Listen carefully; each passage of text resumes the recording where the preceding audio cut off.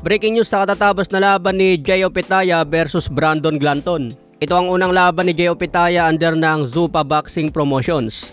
Naging one-sided ang laban pabor kay Jay Opetaia, kaya panalo siya by unanimous decision. Hindi man niya napabagsak itong si Brandon Glanton pero nagulpi naman. May katigasan din si Brandon Glanton dahil marami siyang tinanggap na solid punch galing kay Opetaia. Matigas din dahil umabot siya hanggang sukdulang 12 rounds na kinain ang suntok ni Opetaia. Hawak na ngayon ni Opetaia ang kauna-unahang Zuffa Boxing Belt at the Ring Belt. Natanggal man sa kanyang IBF pero mas marami na siyang laban ngayon at hindi na mabakante. Sinabi rin ng Zuffa Boxing na gusto nila itapat si Jay Opetaia kontra David Benavides. Kaya ito ang mainit na bakbakan ngayon sa cruiserweight, ang tapatan ni Benavides at Opetaia. Dahil sa kanyang panalo, nag-improve ng kartada sa 30 wins, 23 KOs, wala pa rin talo. Samantala si Brandon Glanton, bumagsak ang kartada sa 21 wins, 18 KOs, may 4 na talo na.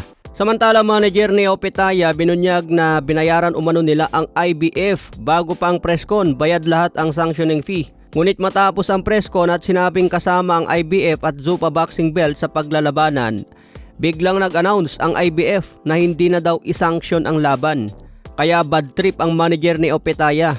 Dapat lang daw na ibalik ang binayad nilang sanctioning fee. Parang nangupal daw umano ang IBF dahil tumanggap ng sanctioning fee tapos biglang tanggalan ng belt si Opetaia.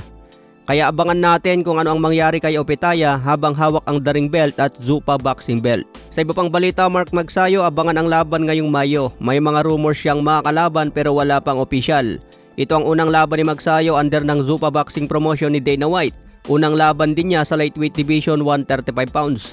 Kumpiyansa ang kampo ni Magsayo na hindi na siya mahirapan sa pagkuha ng timbang dito sa 135. Madadala kaya ni Magsayo ang lakas niya sa 135 pounds. Yung huling 4 na laban ni Magsayo mula pa 2023, naging 8 rounder at 10 rounder na lang siya. Si Isaac Abilar ang huling panalo niya by knockout. Kaya abangan ang bagsik ni Magsayo sa 135 pounds. Sa iba pang balita, nito Donaire, nakafocus daw siya ngayon kay Rico Masuda. Determinadong manalo si Donaire dahil gusto niya i-rematch si Seiya Tsutsumi para sa WBA belt. Pero sinabi din ni Rico Masuda na mas gigil siyang talunin si Donaire at target pa niya itong in-knockout. Alam daw niya na legend si Donaire kaya mas determinadong talunin ng isang legend. Kaya mainit ang laban na ito ni Donaire ngayong March 15.